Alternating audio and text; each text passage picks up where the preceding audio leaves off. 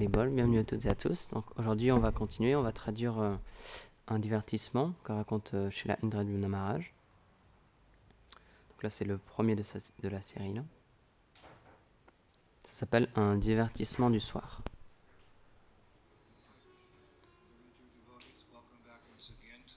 Donc, bienvenue encore. Où on parle des gloires de Vrindavan Dham. Donc c'était pendant le mois de Kartik.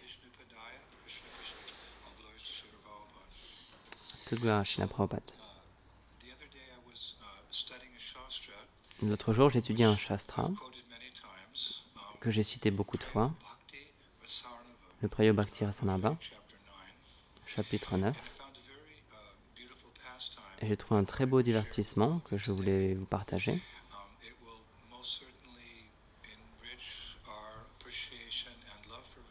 Ça va certainement accroître notre amour et notre appréciation pour Vrindavan, spécialement pendant ce mois de Kartik.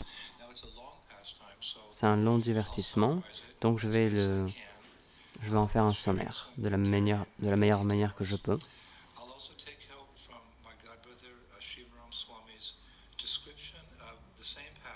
Je vais aussi prendre les descriptions de Shivaram Swami de ce même divertissement dans son livre Nava Vraja Mahima.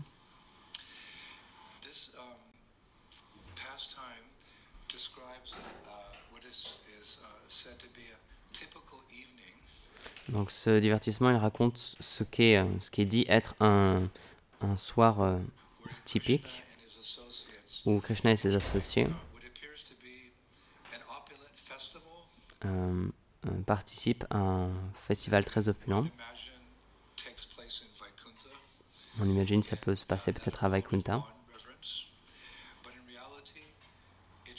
parce que c'est un endroit où il y a beaucoup de révérence. Mais en fait, ça se passe à un endroit où il y a beaucoup de douceur, à Vraj,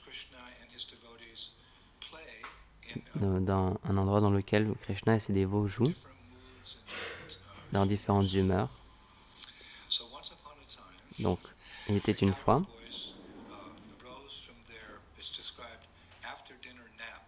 donc les pâtres se sont réveillés de leur sieste après le repas du midi. Et très rapidement, ils ont réveillé Krishna en lui disant « Oh Hari, écoute tout le brouhaha qu'il y a. Tes servants attendent que tu te réveilles, donc descendons vite. » Donc on dirait qu'il y a quelque chose qui se passe à Nandagram. Donc Maya Yashoda, elle a des serviteurs. C'est expliqué qu'elle habille son fils d'une manière royale. Avant qu'il rejoigne ses amis et l'audience qui attend en bas.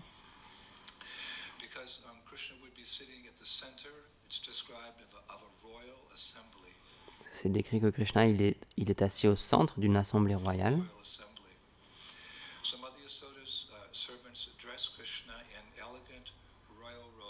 Donc les serviteurs de Maya Yashoda habillent Krishna avec des habits royaux, très opulents.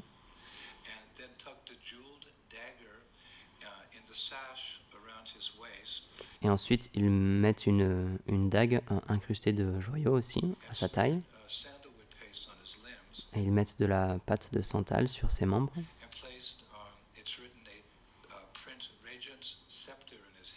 Et c'est expliqué qu'il lui donne aussi un sceptre, le sceptre d'un prince régent,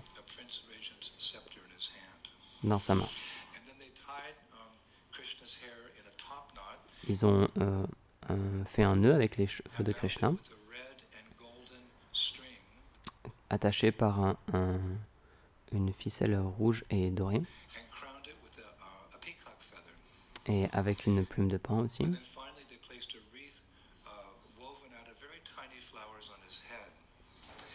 Et ensuite, ils lui ont mis comme une couronne faite de fleurs finement tressées.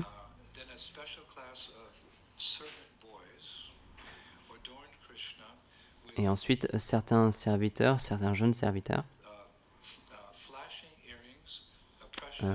ils décorent Krishna avec des boucles d'oreilles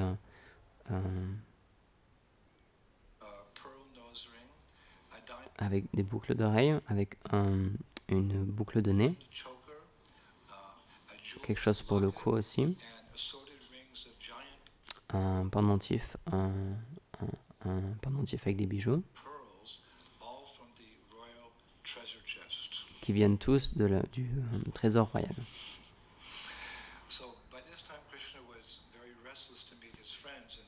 Donc à ce moment-là, Krishna, il était impatient de rejoindre ses amis qui étaient en bas. Donc Maya Yashoda a ouvert la porte de sa chambre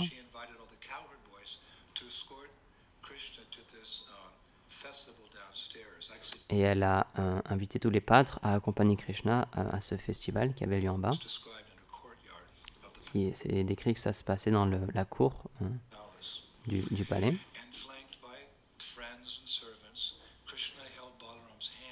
Et donc, entouré de ses amis et de ses serviteurs, Krishna, il a pris la main de Balaram.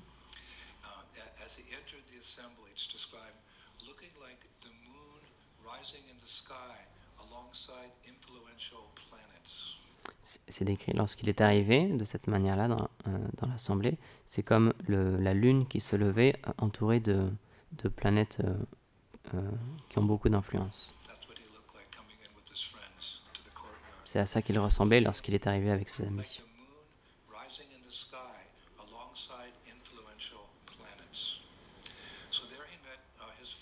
Donc là, il a retrouvé son père, Nanda Maharaj, qui, pour cette occasion, à Vrindavan, était lui aussi habillé d'habits royaux. Et il était assis sur un très large trône. Donc Krishna et Balaram l'ont rejoint. Ils se sont assis un de chaque côté de lui. Krishna d'un côté, Balaram de l'autre. Et ensuite, Krishna et Balaram, ils ont joint leurs mains. Et ils ont rendu leurs humbles hommages à tous les aînés.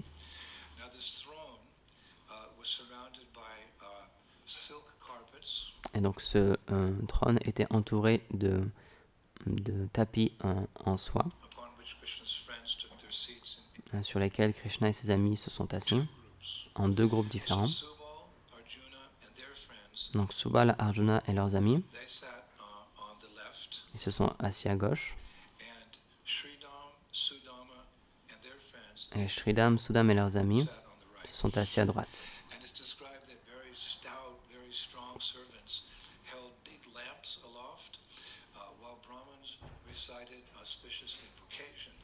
Et les brahmanas aussi, ils récitaient des invocations pendant ce temps-là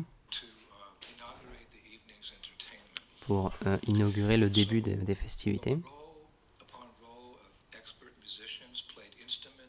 Donc il y avait des tas et des tas de musiciens qui jouaient des instruments, qui étaient experts, et des tambours. Et les gens du village, de la ville, ils ont rapidement rempli l'assemblée et la cour. Mais peu importe le nombre de personnes qui arrivaient, il y avait toujours assez de place pour tout le monde.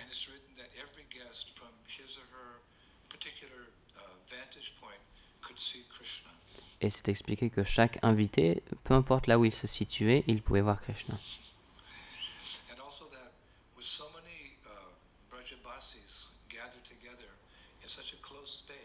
Et donc, puisqu'il y avait tellement de Brajbasi qui étaient au même endroit, dans un espace réduit, et puisqu'ils chantaient tous avec amour les noms de Krishna, il y a tellement de nectar, tellement de félicité qui étaient générées.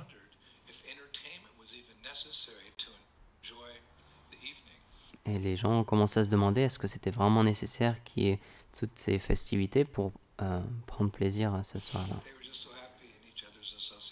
Ils étaient juste tellement heureux dans l'association les uns des autres.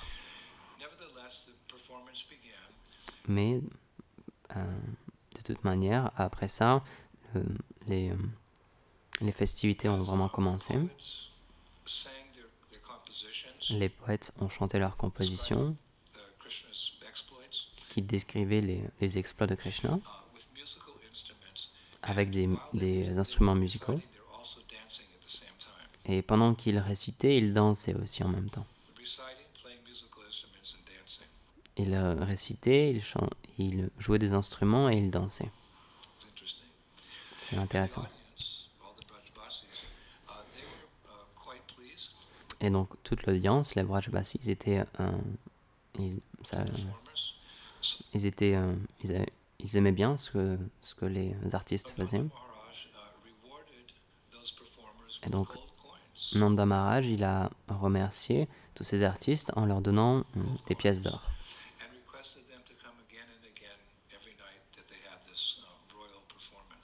Et il leur a demandé de revenir tous les soirs où ils allaient avoir cette prestation royale.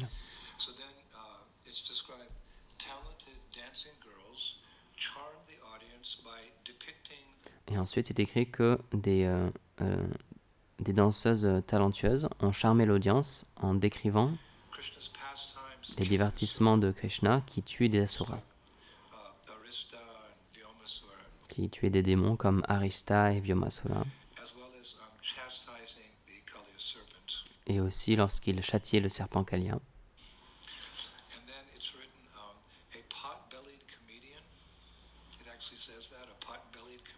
Et ensuite, un comédien avec un gros ventre faisait rire tout le monde en chantant et en jouant des instruments, parce qu'il jouait le rôle de démon, comme Kamsa et Jarasandha. Et au milieu de sa performance, un autre clown est apparu, tout au fond de la scène. Et donc ce qui a mené lieu à une soi-disant dispute entre les deux clowns. Et ils ont engagé comme ce qui semblait être un combat. Et alors qu'ils roulaient au sol et qu'ils riaient, les pâtres ont jeté des pièces d'or sur l'estrade. Et les clowns se sont battus pour l'argent. Et alors qu'ils se battaient, parfois ils tiraient le nez l'un de l'autre et ils se frappaient la joue. Et au summum de cet amusement, pendant que l'audience était pliée de rire, qui est apparu sur la scène? Madhu Mangal. Et il a poussé les deux clowns sur le côté. Et il a marché au centre de la scène.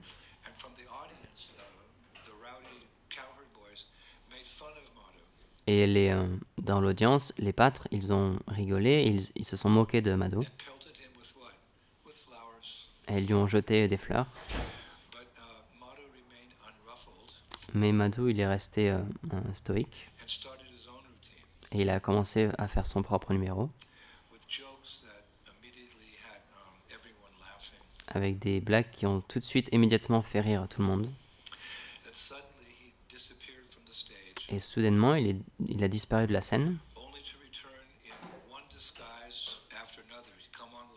Et il revenait déguisé en une personne, ensuite il disparaissait, il revenait déguisé comme ça.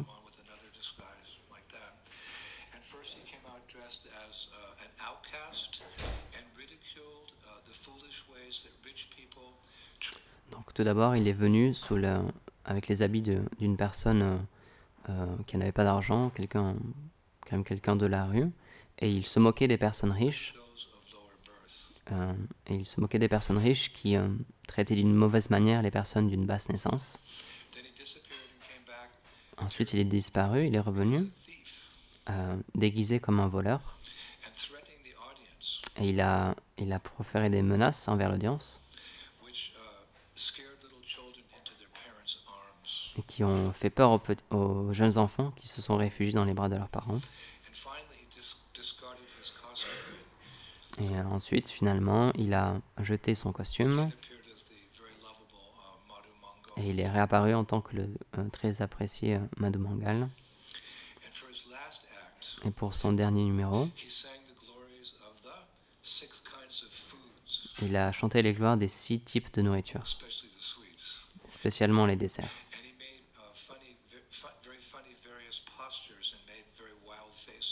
Et il a fait des grimaces et il s'est contorsionné aussi d'une manière très drôle.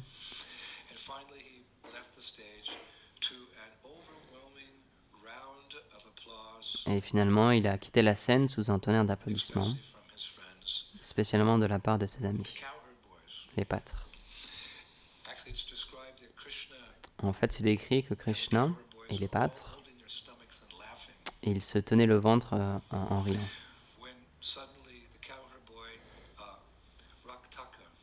Lorsque soudain, un des pâtres, Raktaka, il est allé voir Nanda Maharaj et lui a chuchoté dans l'oreille. Mère dit que tu dois arrêter le festival maintenant, le spectacle. Krishna et Balaram, maintenant, ils doivent venir et ils doivent dormir.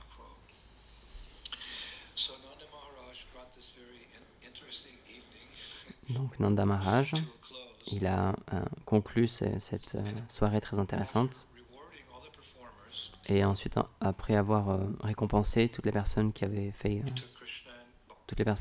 participé, il a pris Krishna et Balaram par la main et les a amenés en haut.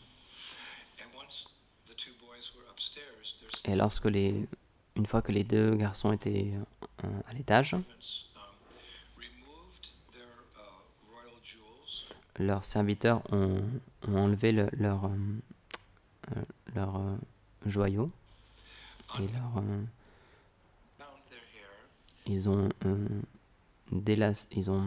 détaché leurs cheveux. Ils les ont habillés avec un habit très léger pour dormir. Ils ont lavé et séché leurs pieds et leur ont offert des chaussons. Et empli de fatigue, Balaram, il a offert ses hommages à Nanda Maharaj. Il a embrassé Krishna et s'est retiré dans sa chambre.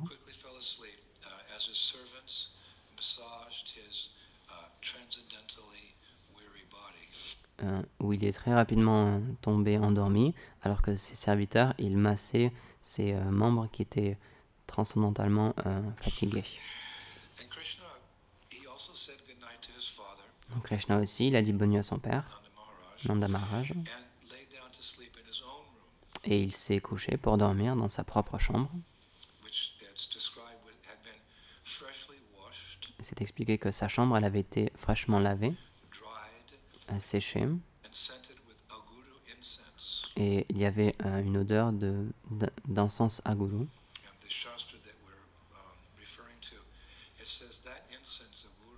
Et il est dit dans les Shastras que cet encens-là, l'encens aguru, c'est l'encens préféré de Krishna. Donc si vous êtes un pujari, vous pouvez prendre note de cela. Alors que Krishna tombait endormi, la lumière de la lune est entrée par la fenêtre et a illuminé le lit de Krishna qui était incrusté de joyaux.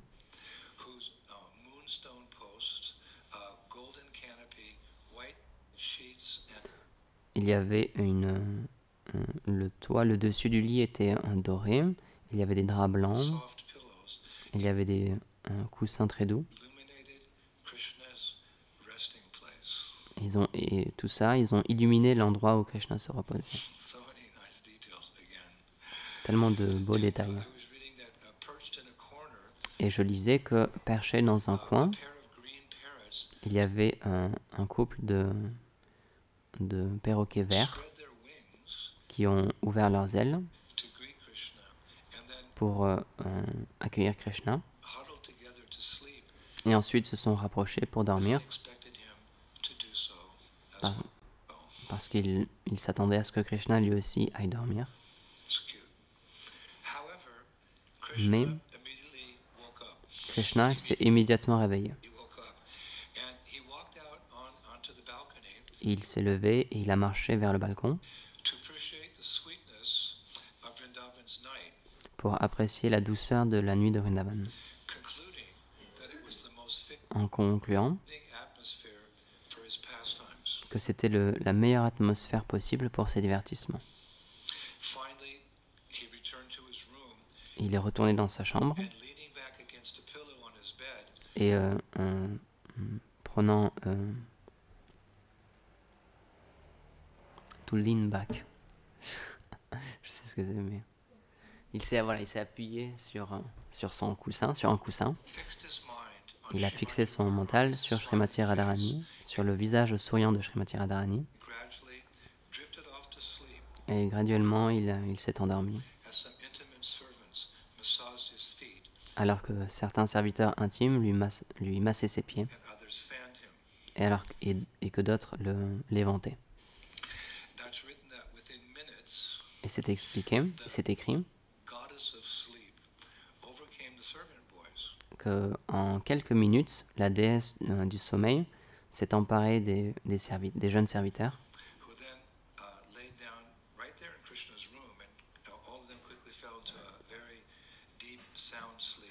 qui se sont immédiatement tous allongés à même dans la salle, dans la chambre de Krishna, et sont tombés en proie à un très profond sommeil. Juste alors que Krishna se réveillait pour poursuivre ses divertissements de la nuit. Donc on a décrit ces divertissements du soir. Je ne connaissais pas ces divertissements du soir. Alors, comme on dit, cherche et tu trouveras dans les shastras. Alors maintenant, il s'est réveillé pour effectuer ces divertissements du soir, de la nuit, pardon. Donc, se levant du lit sans déranger les autres garçons, qui étaient tous un peu éparpillés à terre dans la chambre. C'est expliqué comme des pétales de fleurs qui avaient été jetés. Krishna est revenu sur le balcon. Et qu'a-t-il fait? Il a joué de sa flûte, d'une manière à ce que seulement les jeunes gopis puissent l'entendre. Krishna, c'est un maître de la flûte. Donc il l'a joué d'une manière à ce que seulement les jeunes gopis puissent l'entendre. Et les acharyas disent, le message de la flûte, c'était une demande affectionnée envers Srimati Radharani et ses amis. Et quel était ce message que la flûte donnait? Donc il est dit, Krishna il dit à travers sa flûte, chère fille, s'il vous plaît, sortez de votre maison maintenant et mettez-vous en chemin vers notre lieu de rencontre. Je suis en chemin pour là-bas aussi et bientôt nous serons ensemble. Donc c'était ça que le message que la flûte a donné.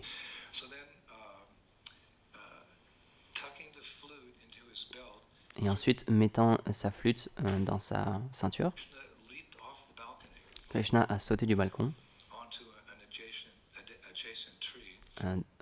Il a sauté du balcon dans un arbre qui était juste à côté.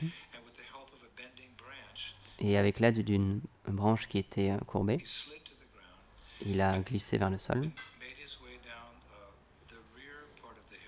Et il a pris comme chemin, comme direction, l'arrière de la colline, vers l'arrière de Nandagram.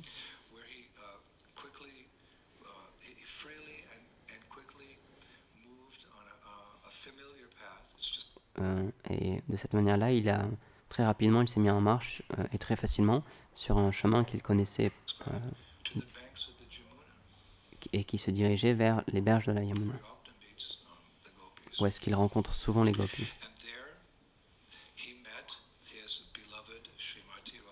Et donc là, il a rencontré sa chère Srimati Radharani et d'autres gopis.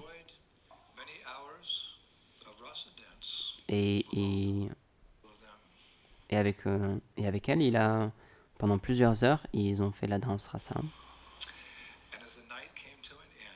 Et alors que la nuit touche à sa fin, il est rapidement retourné à Nandagram, sur le même chemin qu'il avait pris à l'aller.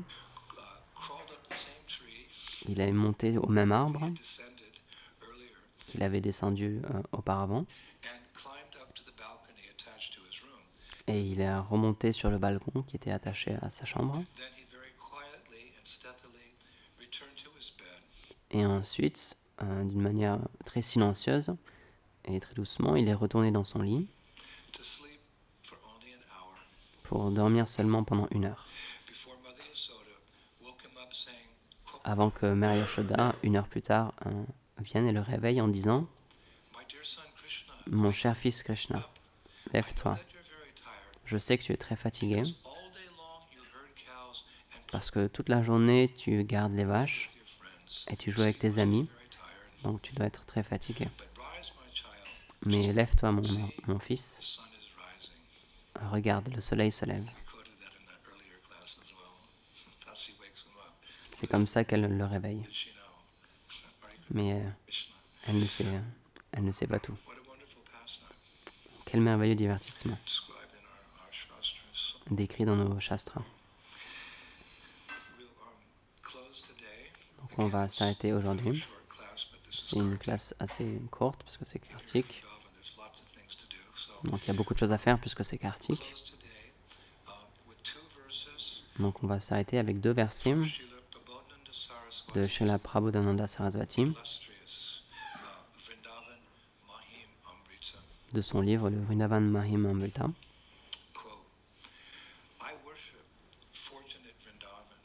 J'adore Vrindavan qui est très fortuné,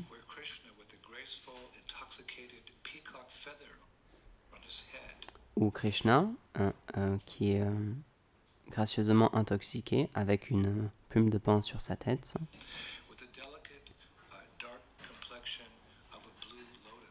avec la couleur de peau d'un sombre comme un lotus bleu,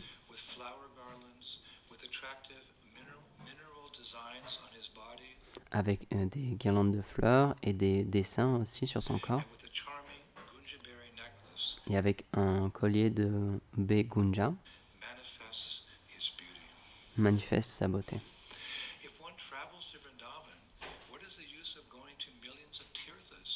Si quelqu'un voyage à Vrindavan, alors à quoi ça sert d'aller dans des millions de tirthas? Si quelqu'un entend les oiseaux chanter à Vrindavan, à quoi sert d'entendre les Védas? Si quelqu'un a un goût pour réciter le nom des arbres là-bas, alors à quoi servent les stotras et les mantras? Si quelqu'un voit Vrindavan, alors à quoi servent des milliers de méditations? Srila Prabhupada Saraswati qui jai. Donc c'est vrai, il y a des divertissements tellement merveilleux à Sri Vrindavan Dham. Donc on reviendra dans quelques jours pour partager d'autres choses merveilleuses aussi dans ce mois de Kartik. Toute gloire à Srila Prabhupada, celui qui a révélé le Dham.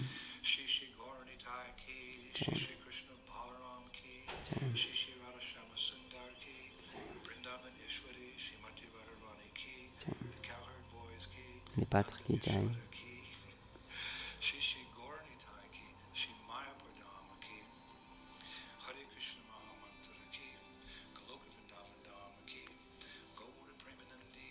Hari Bol.